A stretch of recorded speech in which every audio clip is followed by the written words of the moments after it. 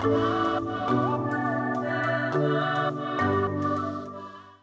morning and welcome. Good morning, sir. Please tell us about yourself. My name is Emmanuel Adiku, and I'm the CEO of Nigeria Fish Blog and Agro Global. And I'm a graduate of political science from the University of Maiduguri. And basically, what I do is I sell fish and I export both abroad and to other parts of the country. Okay, nice meeting you, Mr. Emmanuel. Nice meeting you, sir. So, tell us, how did the idea of the Nigeria Fish Blog start? Okay, so more basically, by the grace of God, I'm a business-oriented person. Right from childhood, I watched my biological dad. He actually works in a multinational company and he's also a business person. So I discovered that, okay, wow, that business is actually lucrative because even after his retirement, he had a lot of time to run the business. So I had always loved this idea of agriculture, right from childhood. I loved agriculture. I just wanted to see how I could improve and feed people, to solve problems. Of course. So more basically, so after service, or while I was still serving, there were people who would reach out to me, hello Emmanuel, please can you help me get the Maiduguri kind of fish? Like, okay, I'll buy it for them and they will send me sometimes stipends. Can you please help me get? Sometimes in a month I buy 2-3 times. Yeah. So I was like, so there was one where I sat down and I was like, wait, I can actually make something from this. Because people are actually looking for reliable source where they can actually buy those fish from. Because a lot of people have been scammed these days. So most people are actually looking for trustworthy people. So I was like, wow, that means it's possible for me to actually step in. And if I step in, then definitely I can be able to make change. Yeah. So that was how the idea came in. It was from buying for people. And I just sat down and decided, okay, why not you just go into this thing fully and see how you can contribute to the agricultural sector. You said something about Maiduguri fish. Does that mean that the Maiduguri fish is actually different from fish from other places? Yes, exactly. What differentiates it? The difference of the Maiduguri kind of fish is that it's because of its taste. Okay. It's so special that anyone in Nigeria, once you hear Maiduguri kind of fish, there's this attention that it commands. Okay. So basically, people just prefer the Maiduguri kind of fish. We have fish from Delta, we have fish from Port Harcourt, but still, most of my customers are actually from Port Harcourt. But they actually love the kind of Maiduguri kind of fish because of its taste and quality. After university and NYSC, I think you should maybe go look for an office job or maybe look for something from the federal government, the state government or anything else. Why did you choose to go into fish business? Okay, so basically, I've had that kind of question from a lot of people. They'll be like, bro, you did. So I was like, more basically, I actually worked in the circular world for a while though. But I discovered that, okay, I wasn't having the time that I needed. I wasn't having that comfort. I wasn't having the time. It wasn't even paying my bills and other things, especially in the current economy of Nigeria. It wasn't paying my bill. So I just decided, okay, instead of waiting till the end of the month before I collect salary, why don't you just start this thing? And by the grace of God, it has been helping. So that's why I just decided to go fully into it to make sure that at least I contribute my own quota and also create more jobs opportunities. That's a very good one. So I think every kind of business comes with a lot of difficulties. Were there difficulties that you faced while starting up this? Yeah, there were a lot of difficulties because definitely when you are coming into the market new, there are people who have been there before you. Yes. Yeah, so there have been a lot of difficulties and challenges. How difficult was it? Okay, penetrating the market in the sense that because basically I use the social media to promote my business. So basically there's this challenge of trust. Once someone sees you for the first time, they cannot send you a huge amount of money, 5 million, 10 million, for you to help them get a stock while they don't know you. Yes. So basically that was the challenge. It was a real big challenge.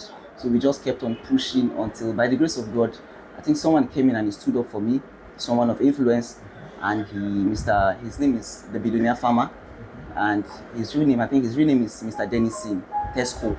He was one actually recommended people to buy from me because he bought fish from me and he loved what I was doing as a young person, and he told people to buy from me, and by the grace of God, that was where the breakthrough started from. That's actually good. It's not really making the impact, but seeing that other people also grow from you, that is a very good thing he has done for you. So what kind of fish do you sell?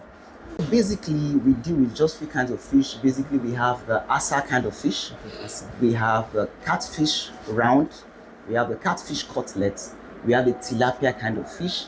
We also have the fish that we call the aja kind of fish. And there's a fish also that we call the Bergi Mangala kind of fish. Okay. Yes, the Bergi Mangala kind of fish. And then we also have, there's what we call the mud fish. Okay. Yeah, we call them the mud. So how have you been able to get customers from you? Because when we started, you said you even have customers outside Nigeria. So how were you able to get customers even outside Nigeria? Okay, so more basically, when we started, because I told you I use the social media to promote my business. So all I just do is I post on social media and people chat to me. So I can still remember one of my first Canada gig was a woman, one Mr. Bolale. I could still remember her name very well. So she just chatted me up and she was like, "Young man, I like what you're doing. I would love to support." And she was like, "Okay, I should give her a fish." So that's really good. Yeah, so I gave her the fish, and we actually had another problem of shipping it abroad because using DHL sometimes it's a bit expensive. Yes. So she has to. I think she got a friend in Lagos who collected the stuffs when it arrived in Lagos, and they shipped it to her to Canada. And when she saw it, she was really impressed, and she started recommending her friends and others. Your network. Yes, sir. Yeah. All right, that's good to know. You're really doing a good job. Kudos to you, seriously. I'm sure that social media has played a very big role in promoting your business. Talk to us about how social media has helped you grow. Wow. For me, I would say in this generation, social media is a wonder. That's just the truth. Yeah, it's a wonder in the sense that sometimes you don't need to actually be in a location for you to actually do business. Yes. Yeah. So one of the reasons I discovered that I can actually use the social media to promote. So instead of me just scrolling and so I just decided to use social media because definitely it's going to reach more people, and it has really helped me because to get a larger audience. So it has really helped me in terms of meeting new people, networking, and promoting the business as well, letting people know the kind of stuff that we have. Because a lot of people know me for fish, but I actually do other stuffs. I send beans, I send cows, live cows. Okay. Yes, and goats. So I send a lot of things. The people just knew me basically for fish. Okay. Yeah. Can you talk to us a little about other things you do aside from the fish business, just like the cow business you started talking about now? Okay. So if you could still start, I said the name of my business is Nigeria Fish Plug and Agro Global. And apart from fish, we deal with grains. Okay. We deal with grains, things like beans. There's this beans called the honey beans, and popularly known by the Yoruba people as Oluwin. Okay. Yeah, so basically I sent to Lagos, and sometimes you could get up to 500, 200, 300 bags like that orders. And we just get to know these people through social media. They just see what we are doing and they appreciate, and then they send us an order. So we do that, and also frozen goats. Okay. Yeah, we do frozen goat because there are people who they don't want us to send them live goods. Yeah. Can we slaughter it and froze it? So we do the same too as well. Very clean, and we package to export standard. That's very good. We look forward to seeing more young people like you going into the agri space and then making exploits just like you do. You share tips on Facebook. Yes. Why do you do that? I do that basically because to encourage the young people. Because people still see, I could still say, let's say 60% of the Nigerian population actually youths. Okay, and if we are to make more impact in this country, I think for me, most of the youth should actually plunge into agriculture.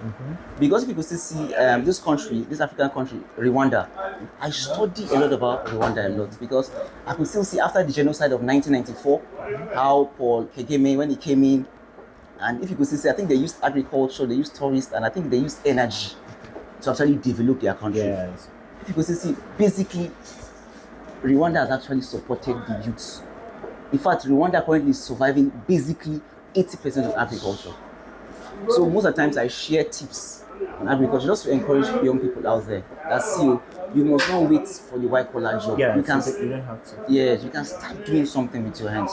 No matter how small, you can start doing something with your hands. Okay, so I'm sure that there might be some young people watching us at the moment, and they would like to start up something just like in line with what you're doing. Can you share us maybe 5 tips on what a young person should actually know if he wants to start up or if he has interest in what you're doing? Okay, but so more basically, before you start up the business, number one, you have to know the details, and I will give just 5. Okay. And more basically, you should know the types of fish. Okay, that's it. Yes, very, very important, which I would show you around. You need to know the types of fish. I think I know two now. You said asa fish and mudfish. I And remember mud fish, yeah. So I think that's I have very a popular. space in your fish world also. Thank you, sir. Yeah. So more basically, one of the things I should know is number one, you have to do your market survey, and one of the things you should know is that the kinds of fish, very very important, and how to recognize a good fish and a bad fish. And yeah, very very important. So there are times that you can actually recognize how a fish is good or not by the smell. Some of them might have this odd odor. Yeah. So once you just hear that odor, then it's not good for consumption. Yes. And another thing you should look out while getting fish as a young person is looking at the texture, because sometimes they can be wet. Yes. Okay. Yeah. So once if it's not properly dried, it can easily get spoiled. So while let's say you want to get, it's very important that you should ask your supplier to make sure that the fish are properly dried. Yeah. So another point again is that you should actually do your survey in your location, because I've heard a lot of youths who started. I will talk about Copper Ehi, Copper who a lot of them who came and landed here, they have gone back to their locations. I had someone, Ima, who came all the way from Lagos. Your namesake. Yeah, my namesake. He came all the way from Lagos just to learn. He came and I think I put him through and he went back, and he's doing very good. Okay. So thank you for those tips. I think I have also learned from these tips, and maybe you should anticipate a business partner very soon. So aside from the tips, let's talk generally now. What advices do you have for young Nigerians interested in agribusiness? Not particularly the fish business, but any business around the agribusiness. Okay. So more basically, as I said, that the agricultural sector is going to be the next gold in Nigeria. Yeah. There's this popular saying that says, but I don't totally believe in that saying, that says, the farther you are from the ground, the more money you make in agriculture. Yeah, it's actually true. But once young people, once educated people start entering into the sector, then definitely I think there's going to be a change in the sense that you are producing, you know where to sell. Of course. You don't have to wait for the middleman. Yeah. So you produce, you already have a market to sell. So as such, it's going to help a lot of young people to enter into the business. And another thing I would like to advise the young people is start from somewhere. When I started this business, I had no money. Yeah. There's a system I call the OPM, other people's money. Yes, that's what I started with. I just started with my phone and data. When I tell people, they don't believe, but that was what I started with. I had a leverage of relationships with suppliers. That was the leverage I had. So more basically, it's very, very important for them to start with what they have. And thirdly, there are other businesses you could do.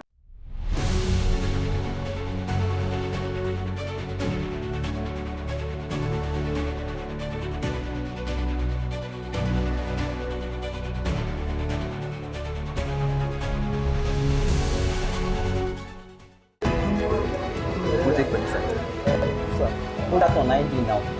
So you say this one you don't sell now. Wow, this one is yeah.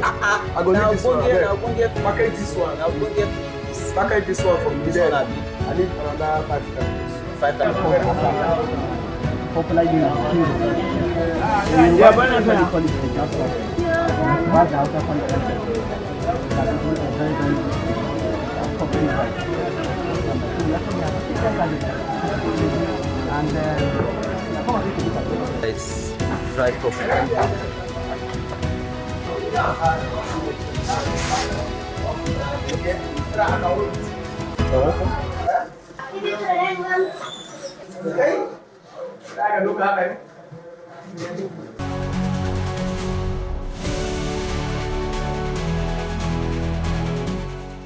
One of the principles that shaped this business is integrity.